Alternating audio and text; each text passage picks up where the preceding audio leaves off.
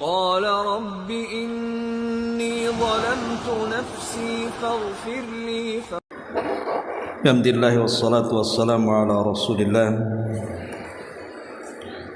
wa ala alihi wa sahbihi wa mawalah wa la hawla wa la quwata illa billahi wa ba'd.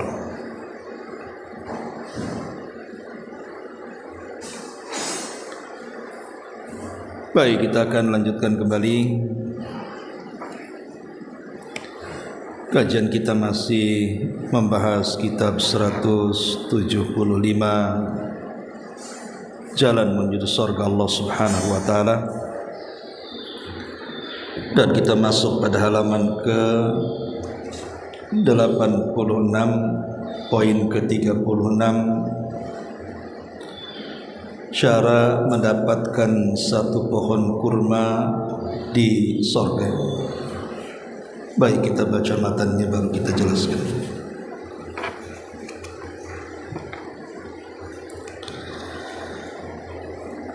Dalam sebuah hadis yang dikeluarkan oleh Imam At-Tirmidzi dan disahihkan oleh Syekh Nasiruddin Al-Albani,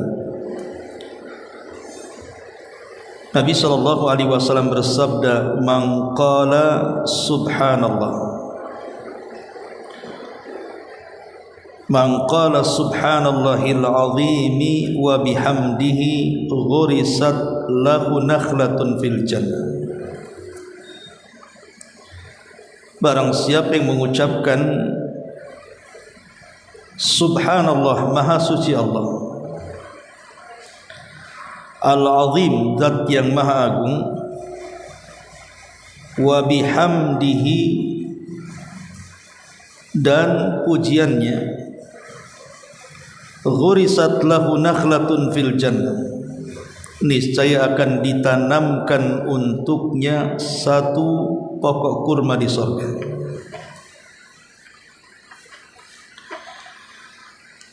Kata beliau, berapa banyak pohon kurma yang akan ditanamkan bagi orang yang kesehariannya selalu memperbanyak mengucapkan zikir di atas. Oleh karena itulah sungguh karunia Allah sangatlah luas dan sangatlah agung, melebihi dari yang kita bayangkan. Allah Subhanahu wa taala berfirman, "Wallahu yudha'ifu liman yasha wallahu wasi'un 'alim." Allah akan melipat gandakan bagi sesiapa yang Dia kehendaki, dan Allah maha luas karunia-Nya lagi maha mengetahui.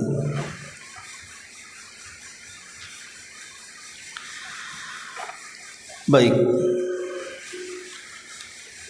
bab ini menjelaskan kepada kita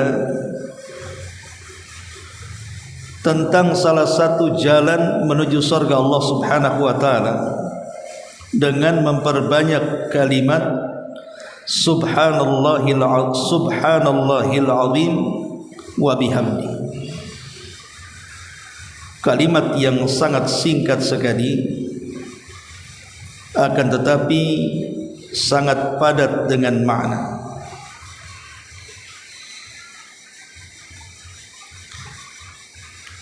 Dalam sebuah riwayat di mana Nabi SAW juga bersabda dalam hadis yang dikeluarkan Imam Tirmidzi dari sahabat Ibnu Mas'ud radhiyallahu an, Nabi SAW bersabda, "Laqitu Ibrahima lailata usriya bi." Kata Nabi SAW, aku pernah berjumpa dengan Nabi Ibrahim di malam aku diperjalankan dalam peristiwa Isra Mi'raj. Faqala, maka Nabi Ibrahim mengatakan, "Ya Muhammad, iqra ummataka minni salam." Bacakan salam dariku untuk umatmu. Wa akhbirhum annal jannata tayyibatu turbah. Habarkan juga kepada mereka bahwa surga itu tanahnya sangat harum sekali.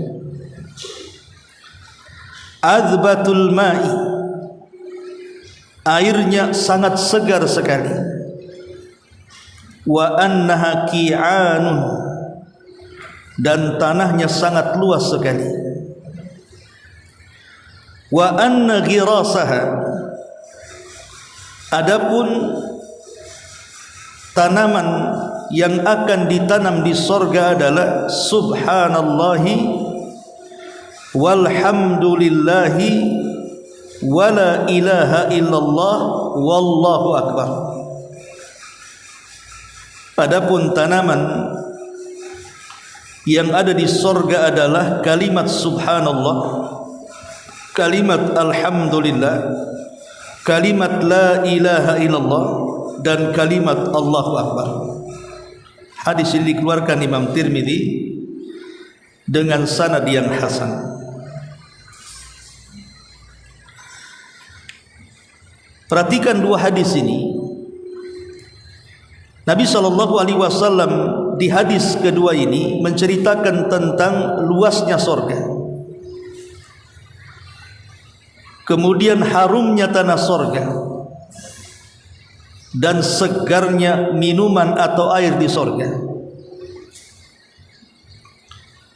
Lah tentu yang namanya sebuah tanah yang luas, kalau tidak ada taman itu tidak indah. Ibu punya rumah pekarangannya luas, tapi tidak ada satupun tanaman gersang nampaknya, tidak indah sekali. Tapi walaupun halamannya tidak banyak, tetapi ibu pandai merancang dengan menanam tanaman yang indah, nampaknya asri. Begitulah sorga. Sorga itu indah karena banyak tanaman.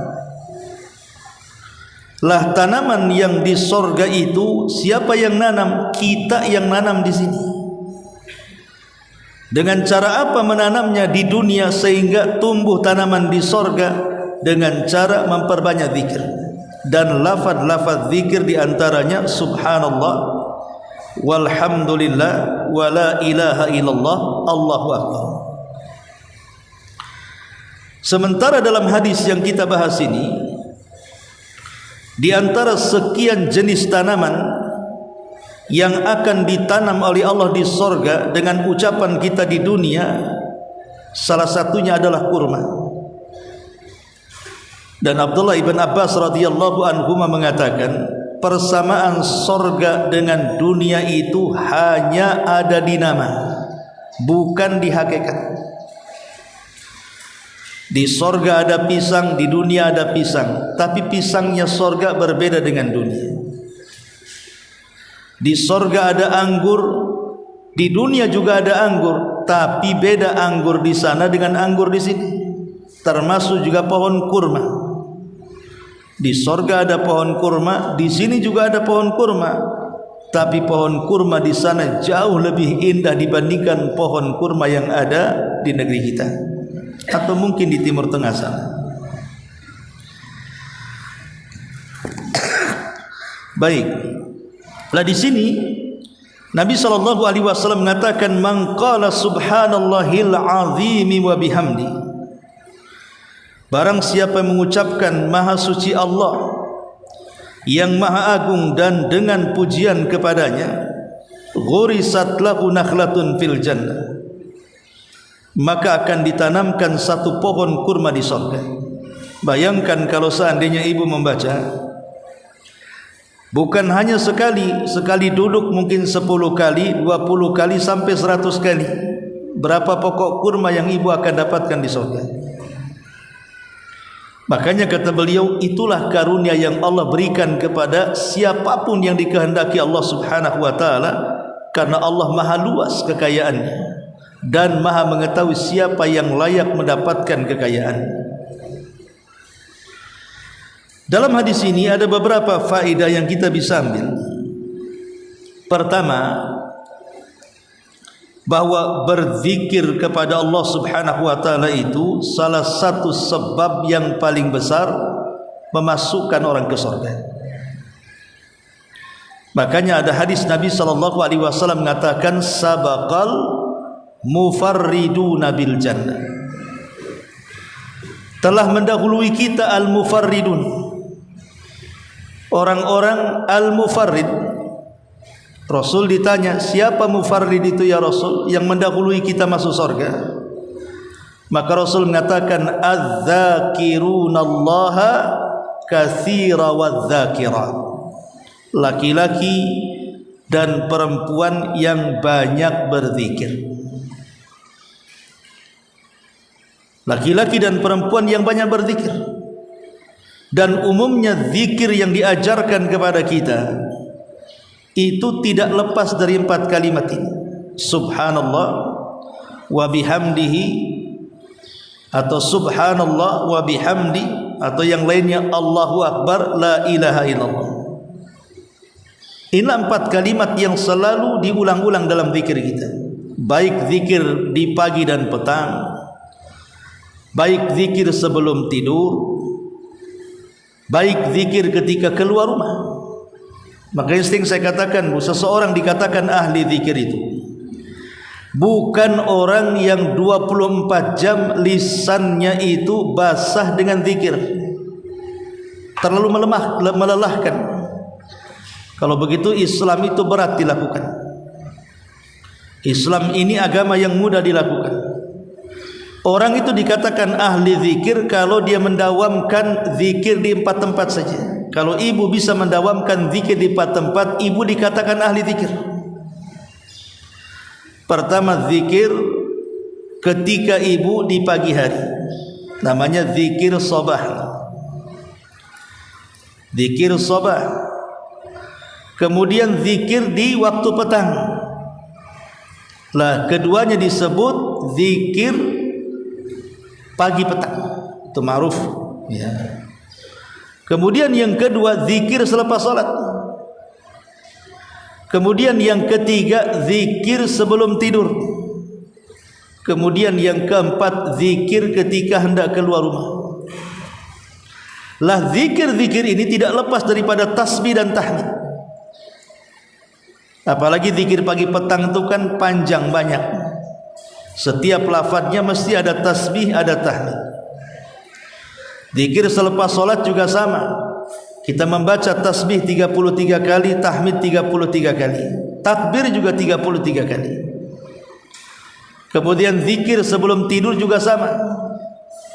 Dianjurkan untuk bertasbih, bertakbir dan bertahmid sebagaimana hadis Ali radhiyallahu anhu. Begitu juga zikir keluar rumah. Di situ bertahlil, bismillahi tawakkaltu 'ala Allah, la haula wala quwata illa billah. Artinya bahwa pensucian kita kepada Allah dan pujian kita kepada Allah ini senantiasa menempel di setiap zikir. Dari sini kita tahu bahwa zikir itu penyebab kita masuk ke dalam surga. Yang kedua, semakin banyak seseorang itu berzikir kepada Allah, maka semakin banyak pokok kurma atau pohon kurma yang Allah akan tanamkan bagi kita di surga. Dan ini sebuah karunia dari Allah Subhanahu wa taala. Kita tanpa harus menanam dari bijinya. Kita saja kalau punya pohon kurma satu saja depan rumah, sampai berbuah, mungkin sudah senang, sudah jadi viral mungkin ya. Mungkin datangi semua orang tuh, datang ke rumah tengok pohon kurma. Karena biasanya pohon kurma adanya di Timur Tengah sana. Lah, bagaimana kalau seandainya kita mendapatkan pohon kurma dengan kebunnya, dan itu bisa kita tanam sebanyak yang kita mau, sesuai dengan banyak zikir yang kita ucapkan. 100 zikir 100 pohon kurma, 1000 zikir 1000 pohon kurma. Ini yang kedua. Yang ketiga, bahwa sifat surga ini adalah memiliki tanah yang luas, memiliki kebun dan tanaman. Lah, di antara kebun-kebun yang akan kita dapati di surga itu akan dipenuhi dengan berbagai macam tanaman, buah-buahan, bunga-bunga dan yang semacamnya. Salah satunya pohon kurma. Dan itu menambah keindahan keasrian ketika orang berada di sorga. Kemudian yang keempat, hadis ini juga mendorong kita untuk memperbanyak zikir, agar semakin banyak zikirnya, semakin banyak nikmat yang kita akan dapati di sorga. Bukan hanya di sorga saja zikir itu manfaatnya, di dunia sendiri banyak manfaatnya. Salah satunya yang paling besar adalah bisa menenangkan hati.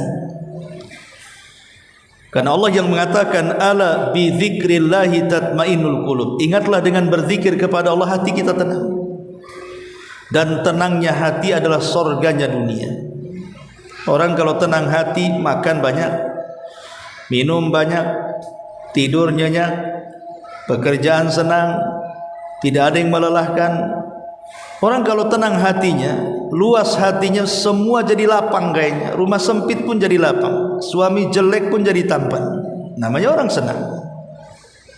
Coba orang gak senang, suami nampak kayak setan, rumah luas kayak sempit, tengok makanan jijik mau muntah, minuman pun cuma seteguk saja kena ginjal akhirnya. Jadi itulah kenapa kemudian zikir ini bukan hanya di dunia, bukan hanya di akhirat, di dunia saja banyak manfaatnya dan bisa menghindarkan kita dari dosa-dosa lisan. Orang yang memperbanyak zikir menyedikitkan dia ghibah, menyedikitkan dia namimah, menyedikitkan dia mengeluarkan kata-kata yang tidak pantas. Artinya dengan banyak berzikir itu lisan kita terjaga.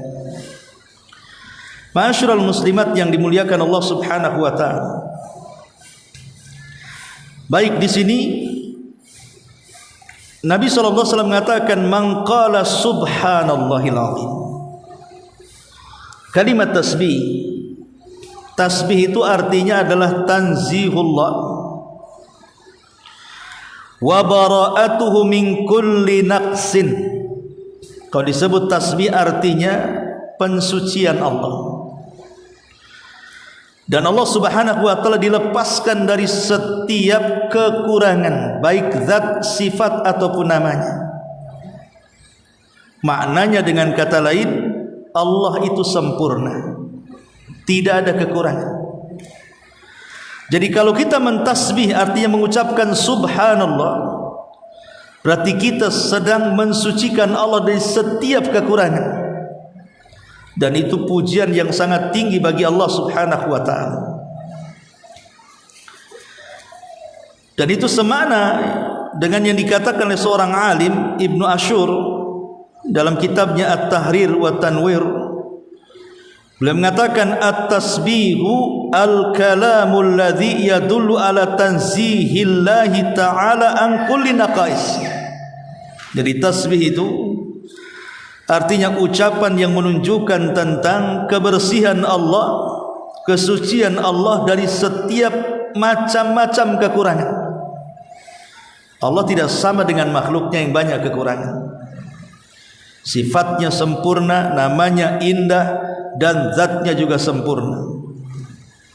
Artinya tidak ada celah untuk mencacati Allah Subhanahu wa ta'ala. Ma'asyiral muslimat yang dimuliakan Allah Azza wa Jalla, adapun fadilah tasbih ini, pertama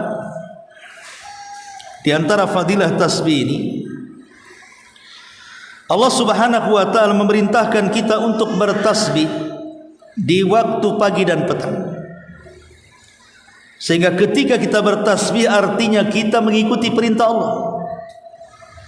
Allah Subhanahu wa taala mengatakan wadhkur rabbaka katsira wasabbih bil asyyi wal ibkar. Berzikirlah akan Rabbmu dengan zikir yang banyak dan bertasbihlah di waktu pagi dan petang.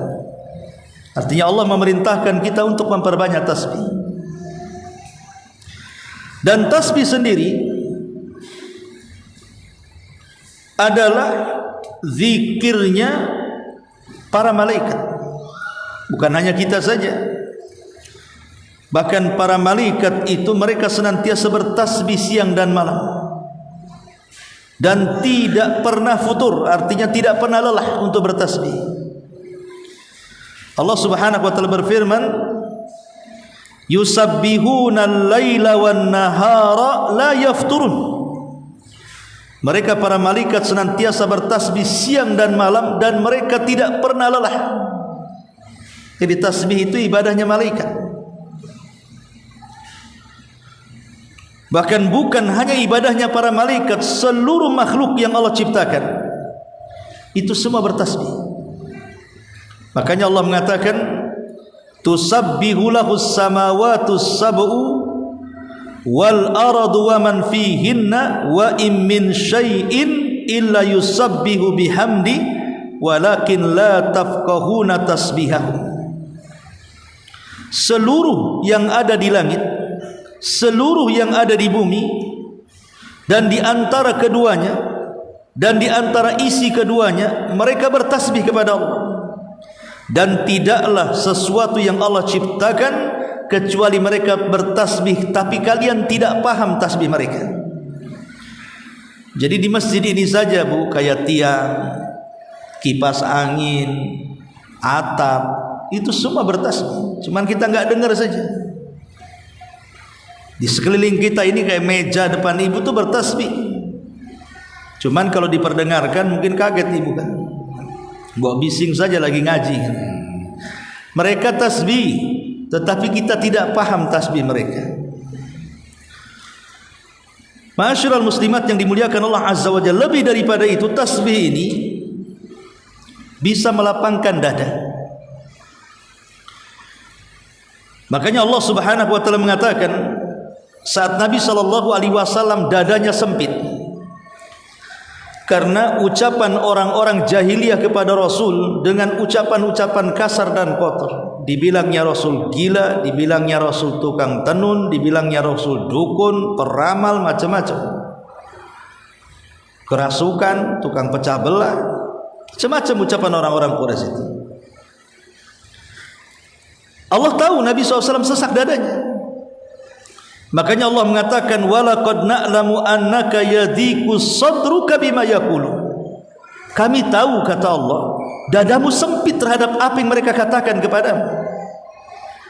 Lalu apa solusi dari Allah Subhanahu wa taala supaya sempitnya dada Nabi SAW terbuka sehingga menjadi lapang? Allah lanjutkan firman-Nya, fasabbih bihamdi rabbika wa kun minas sajidin wa'bud rabbaka hatta ya'tiyakal yakin. Lihat perintah Allah pertama kepada Rasul. Oleh karena itu, biar tidak sempit dadamu, banyak-banyaklah bertasbih, memuji Rabbmu, senantiasa sujud, dan beribadahlah terus sampai kematian menjemputmu. Lihat, perintah yang pertama kepada Rasul adalah wasabbih, bertasbihlah kepada Rabb, menunjukkan bahwa Allah ingin lapangkan dada Nabi. Maka siapapun yang ingin lapang dadanya di waktu kesempitan, banyak bertasbih. Kalau ibu ada masalah apa saja, rumah tangga, masalah ekonomi, masalah kesehatan, masalah apalah yang sifatnya buat stres dan mengganggu pikiran, maka bertasbih, banyak-banyak mengucapkan subhanallah, itu bisa melapangkan dada. Kemudian juga tasbih bukan hanya melapangkan dada, tapi bisa menghilangkan kesulitan. Kesulitan yang ibu hadapi itu kan datang dari Allah Subhanahu wa taala. Allah juga yang akan mengangkat kesulitan itu. Dengan cara apa supaya Allah menghilangkan dan mengangkat kesulitan kita? Dengan cara bertasbih. Dan itu digambarkan ketika Allah Subhanahu wa taala menyelamatkan Nabi Yunus alaihi salatu wassalam di perut ikan di dasar lautan. Nabi Yunus itu salah satu kesalahannya adalah meninggalkan kaumnya. Kemudian Allah Subhanahu wa taala hukum dengan cara dimasukkan ke dalam perut ikan dan menghadapi 3 kegelapan. Gelap di perut ikan, gelap di dasar lautan, dan gelap di tengah malam. Tapi Nabi Yunus itu mengajarkan kepada kita bagaimana caranya menghilangkan kesulitan. Bertasbih. Makanya Allah Subhanahu wa taala mengatakan falaula annahu kana minal musabbihin la labisa fi batnihi ila yaumi yub'atsun. Kalau bukan karena Nabi Yunus itu ahli tasbih, tentu dia akan tinggal diam di perut ikan itu sampai hari dibangkitkan, artinya sampai hari kiamat. Mafhumnya adalah ketika dia seorang hamba yang senantiasa bertasbih, makanya Allah selamatkan dari perut ikan dan tidak tinggal lama di situ. Apa tasbihnya? Tasbihnya ma'ruf. Bagaimana Nabi Yunus alaihi salatu wassalam mengatakan dalam tasbihnya, siapa yang hafal? La ilaha illa anta subhanak. Di sini tasbihnya. La ilaha illa anta subhanaka inni kuntu minadh zalimin. Kata Nabi, siapapun yang membaca doanya Nabi Yunus di sela-sela doa kita, maka hampir-hampir Allah tidak mungkin menolak doa kita. Jadi kalau ibu punya keinginan sesuatu kepada Allah, maka saat meminta sesuatu kepada Allah itu selipkan nih doa Nabi Yunus ini.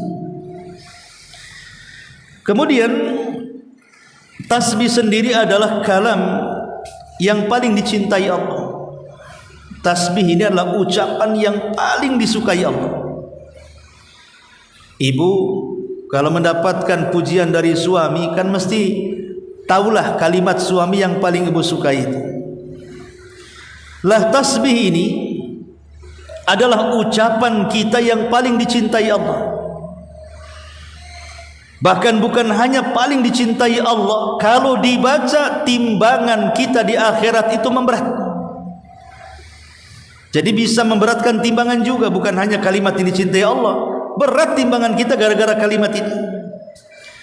Dan itu Nabi SAW katakan dalam hadis Abu Hurairah radhiyallahu an, kalimatani khafifatani ala lisani saqilatani fil mizani habibatani ala rahmani subhanallah wa bihamdi subhanallahil azim. Dua kalimat kata Rasul sangat ringan di lisan, tapi bisa memberatkan timbangan dan dicintai Ar-Rahman. Apa dua kalimat itu? Subhanallah wa bihamdi subhanallahil azim.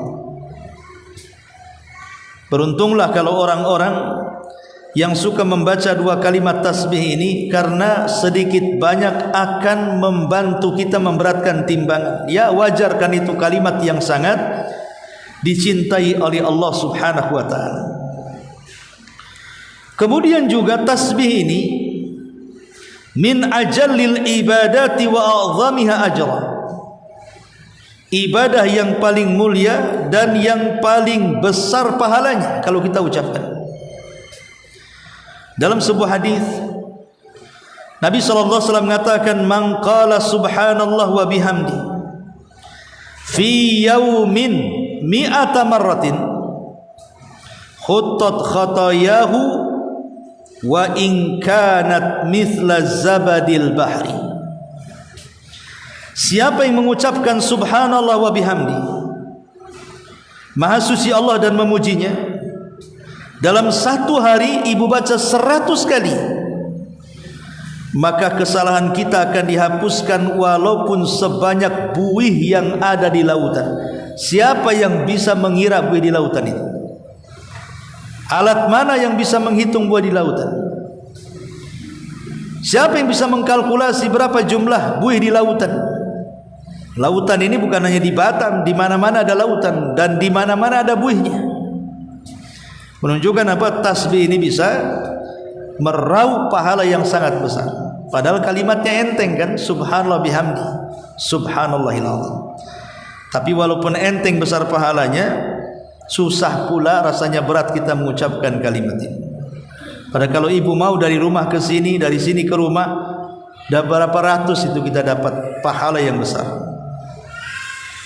Bahkan tasbih ini perkara yang bisa menghapuskan dari seorang hamba keburukan-keburukan yang menjadi tabiatnya. Dari hadis Sa'ad bin Abi Waqqas radhiyallahu anhu, dia mengatakan kami pernah duduk di samping Nabi. Faqala, maka Rasul mengatakan, ayajizu ahadukum an yaksiba kulla yaumin alfa hasanah. Lemahkah kalian, kata Rasul, setiap hari meraup 1000 kebaikan? Apa kalian tidak bisa melakukannya? Satu hari mendapatkan 1000 kebaikan. Fasa'ala sa'il min julasaihi, adalah orang-orang yang di tempat duduk itu berdiri dan mengatakan, kaifa yaksibu ahaduna alfa hasanah Rasul? Cemana kita ini mendapatkan satu hari 1000 kebaikan ini, macam mana caranya? Coba bagaimana caranya, katanya. Apakah kita harus setiap hari ngasih makan tetangga? Setelah ngasih makan tetangga, ngasih hadiah tetangga, datang ke orang sakit, kunjungi orang sakit, cari orang yang mati, kemudian bisa mensalatkannya, kemudian cari hal-hal yang bisa menjadikan orang lewat tidak aman sehingga kita harus menyingkirkannya, seperti duri, beling, paku dan yang semacamnya. Gimana caranya 1000 kebaikan itu diraih, coba? Jadi sahabat ini bertanya, enggak mungkin rasanya. Maka Nabi SAW mengatakan, bisa. Kalian bisa mendapatkan 1000 kebaikan setiap hari. Caranya apa? Yusabbihu mi'ata tasbih fayuktab lahu alfu hasanah au yuhat anhu alfu khati'ah. Cukup kau bertasbih 100 kali. Ingat, satu kebaikan diberikan pahala berapa? 10 kebaikan. Itu dalam Islam. Kalau kita melakukan satu kebaikan, itu pahalanya 10. Kalau bertasbih 100 kali, kali 10, kan 1000 tuh. Cukup bertasbih 100 kali, kita sudah mendapatkan 1000 kebaikan, kata Rasul. Cukup sampai di situ? Tidak. Dihapus kesalahan kita 1000 kesalahan lagi. Itu kan luar biasa ya. Hanya ngomong subhanallah gitu saja. Subhanallah wa bihamdi subhanallahil azim. Luar biasa. Tasbih ini memang perkara yang luar biasa. Makanya para nabi, mereka adalah manusia-manusia yang tidak pernah meninggalkan tasbih. Contohnya Allah Subhanahu wa taala merintahkan Nabi Zakaria. Apa perintah Allah kepada Nabi Allah Zakaria alaihi salam? Allah mengatakan, wasabbih bil asyi wal ibkar. Hei Zakaria, kalau engkau ingin punya anak, bertasbihlah siang dan juga malam. Maka sejak itu Nabi Zakaria bertasbih, Nabi Yunus bertasbih, bahkan Nabi SAW mengajarkan untuk senantiasa tasbih. Sedemikian hebatnya tasbih ini, kan itu amalan para nabi. Hampir semua para nabi mereka senantiasa menjadikan tasbih ini sebagai amalan keseharian mereka. Ma'asyiral muslimat yang dimuliakan Allah Subhanahu wa taala, ini bicara tentang tasbih. Kemudian di sini Nabi SAW mengatakan, man qala subhanallahil azim wa bihamdi, artinya memuji Allah Subhanahu wa taala dengan mengucapkan alhamdulillah. Segala puja dan puji hanya milik Allah Subhanahu wa taala. Pujian kepada Allah Subhanahu wa taala adalah kalimat yang agung. Karena itu adalah kalamnya penduduk surga. Penduduk surga itu suka mengucapkan alhamdulillah. Makanya Allah mengatakan dalam surah Yunus ayat 10, da'wahum fiha subhanakallahumma wa tahiyyatuhum fiha salam wa akhiru da'wahum anilhamdulillahi rabbil alamin. Lihat bagaimana Allah mengatakan tentang penduduk surga, da'wahum wa akhiru da'wahum anil hamdulillahi rabbil alamin, dan akhir ucapan mereka penduduk sorga adalah memuji Allah, segala puja dan puji hanya milik Allah Rabb semesta alam. Jadi tahmid ini adalah kalamnya penduduk sorga. Yang kedua, sebagaimana yang sudah dijelaskan, tahmid juga adalah kalam yang sangat dicintai Allah. Sebagaimana Rasul mengatakan tentang ketika beliau ditanya, Rasul, yang paling afdal dari ucapan itu apa? So ditanya, yang paling afdal dari ucapan manusia itu apa? Maka Nabi mengatakan, ala ukhbiruka bi ahabbil kalam ilallah, maukah ku habarkan kepada kalian ucapan yang paling dicintai Allah? Kemudian kata sahabat, qultu ya Rasulullah, akhbirni bi ahabbil kalam ilallah. Kalau begitu sampaikanlah apalah kira-kira ucapan yang paling dicintai Allah itu. Maka kemudian Nabi SAW memberitahu, inna ahabbal kalami ilallah subhanallahi wa bihamdi. Sesungguhnya ucapan yang paling disayang Allah, dicintai Allah, adalah ucapan tasbih, kemudian ucapan tahmid. Ucapan tasbih kemudian ucapan tahmid, artinya ucapan alhamdulillah. Ma'asyiral muslimat yang dimuliakan Allah Subhanahu wa taala, dan tahmid sendiri selain daripada ucapan yang sangat dicintai Allah Subhanahu wa taala, dia adalah ucapan yang paling memberatkan timbangan, sama dengan tasbih. Karena ketika Nabi SAW mengatakan ucapan yang paling berat dalam timbangan adalah subhanallah wa bihamdi subhanallahil azim, ada kalimat subhanallah wa bihamdi. Itu tasbih dengan tahmid, artinya menggabungkan tasbih dan menggabungkan tahmid sehingga bisa memberatkan timbangan Allah Subhanahu wa taala. Bahkan ucapan tasbih, tahmid, tahlil itu akan menjadi suara di atas arsan. Jadi kalau ibu di dunia ini tiap hari membaca subhanallah wa bihamdihi subhanallahil azim, la haula wala quwata illa billah, la ilaha illallah, terserahlah. Lah zikir-zikir yang kita baca ini melesat ke atas, kemudian akan mengeluarkan suara-suara seperti suara tawon di bawah aras itu. Sebagaimana dalam hadis Nabi SAW, kata Nabi SAW, inna mimma tadhkuruna min jalalillah at-tasbiha wa tahlila wa tahmid yan'atifna hawlal arsi lahunna dhawiyun kadawawin nakhli tudzakiru bisahibiha. Jadi suara tasbih, suara tahlil, suara tahmid itu akan mengiang-ngiang seperti suara tawon, menyebut-nyebut nama orang yang bertasbih, bertahlil, bertahmid itu. Bayangkan, suara itu akan terngiang seperti tawon, kemudian akan memuji siapa yang menyebut nama-namanya di hadapan para malaikat.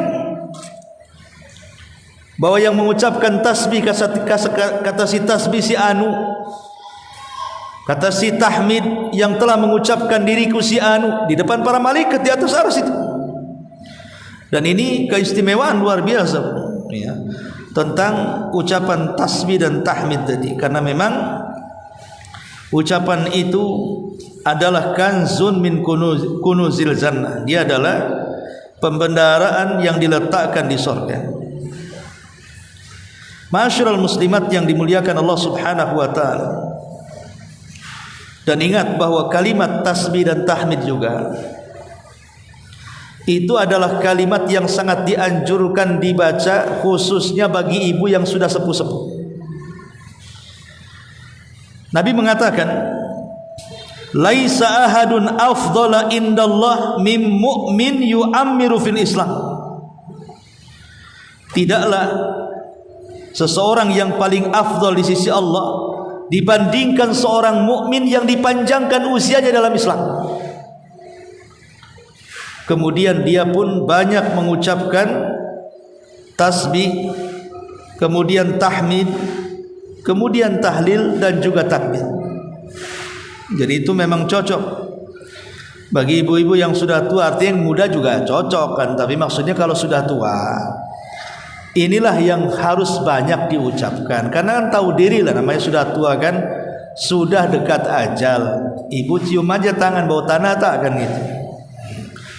Artinya kalau sudah tua logikanya kan sudah dekat.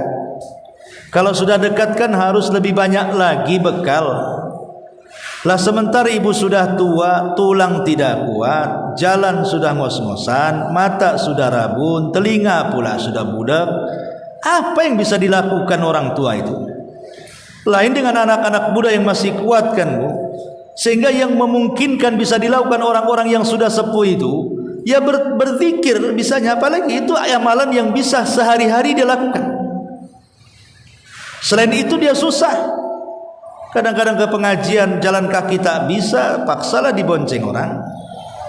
Mungkin kalau jalan kaki tak balik rumah. Sehingga orang-orang tua itu hanya bisa berzikir. Itu amalan yang paling ringan yang bisa dilakukan orang-orang tua yang sudah sepuh. Ma'asyiral muslimat yang dimuliakan Allah Azza wa Jalla. Satu hari Nabi SAW dijelaskan, Ummu Hani binti Abi Talib. Ummu Hani putri daripada Abi Talib, artinya kan ponakan Nabi, sepupu ya. Qalat, dia mengatakan, marra bi Rasulullah sallallahu alaihi wasallam, satu hari Nabi sallallahu alaihi wasallam lewat kepadaku. Fakultu, aku katakan, kata Ummu Hani, qad kabirtu wa dha'aftu. Sungguh aku sudah tua wahai Rasul, dan sungguh aku sudah lemah. Famurni bi amalin, tolonglah perintahkan kepada aku satu amalan, a'maluhu wa ana jalisatun, dengan amalan yang bisa kulakukan sambil duduk. Jadi Ummu Hani mengadu kepada Rasul, aku ini sudah tua, pun sudah lemah juga badan. Beda dengan anak-anak muda, saya hanya bisa duduk saja. Cobalah perintahkan kepadaku satu amalan yang bisa kulakukan dalam posisi duduk. Maka Nabi SAW mengatakan kepada Ummu Hani, sabbihillaha mi'ata tasbih, bertasbihlah 100 kali tasbih. Fa innaha ta'dilu laki mi'ata raqabatin tu'tikinaha min waladi Ismail.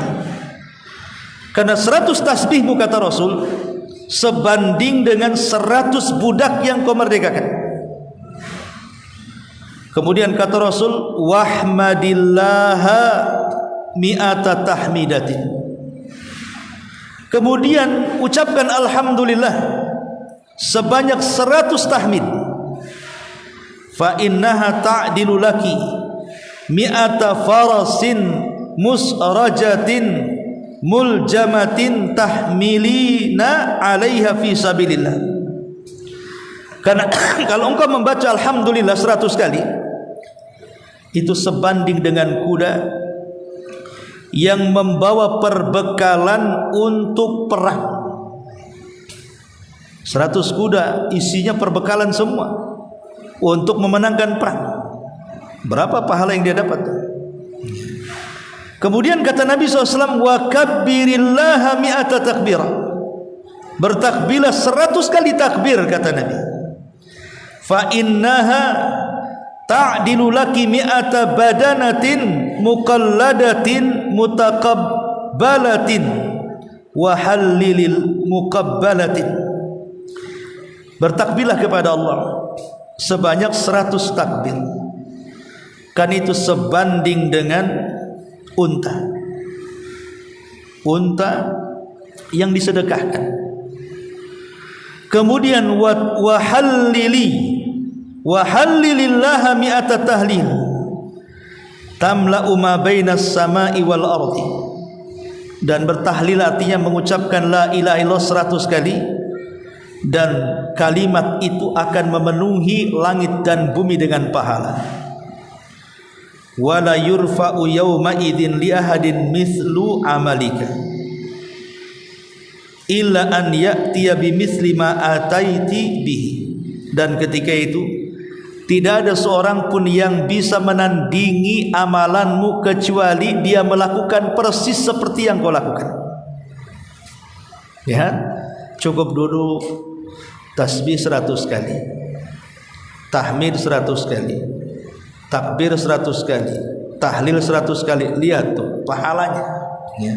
Makanya saya katakan kalau sudah sepuh apalagi ya kita berlindung kepada Allah, mudah-mudahan kita sehat terus. Kadang tapi lah kalau ditakdirkan kita sakit, kemudian kita berada di kursi roda, duduk terus atau baring terus, ya, atau ibulah mungkin lihat saudara orang tua yang mungkin terkena seperti itu, ibu bisa sampaikan amalan ini kepada mereka, atau bisa kita amalkan sendiri kalau Allah takdirkan seperti itu. Walaupun kita berdoa mudah-mudahan kita sehat terus. Dari sini kan ini amalan yang ringan bagi mereka, apalagi coba mau kemana orang sudah tua, apalagi sakit, apalagi terduduk. Seperti apa yang dilakukan Ummu Hani di sini.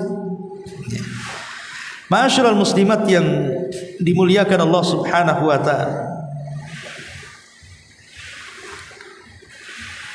Dan ucapan subhanallah wa bihamdih juga adalah ucapan sebagai pengganti baca Quran.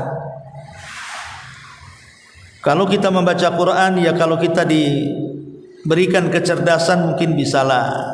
Tapi kan ada orang-orang yang mungkin baru hijrah ketika tua, susahlah baca Quran. Bukan tak bisa, susah. Ya. Kemauannya kurang kadang-kadang kan. Maka bisa diganti baca Quran ini dengan tasbih dan tahmid. Dalam sebuah hadis, Ja'a rajulun ila Nabi sallallahu alaihi wasallam. Ada seorang laki-laki datang menemui Nabi. Faqala, dan dia mengatakan, "Inni la astati'u an akhudha minal Qur'ani syai'an." Rasul, kayaknya aku tidak bisa baca Quran. Cemana saya?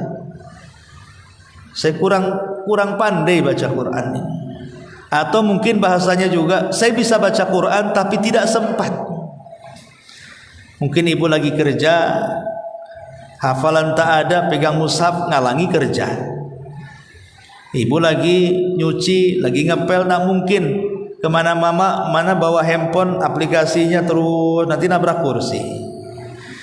Ya. Ataupun mamanya ibu mau jalan ke pasar, nak mungkin bawa mushaf, sampai di pasar dibilang salah alamat, musola sebelah sana bu. Ya, karena mungkin juga. Jadi ada hal-hal yang kita tidak bisa membaca Quran, baik ketidakmampuan kita membaca Quran, atau bisa tapi terhalang membaca Quran. Mungkin ibu lagi haid, itu pun terhalang, tidak boleh baca Quran umpamanya.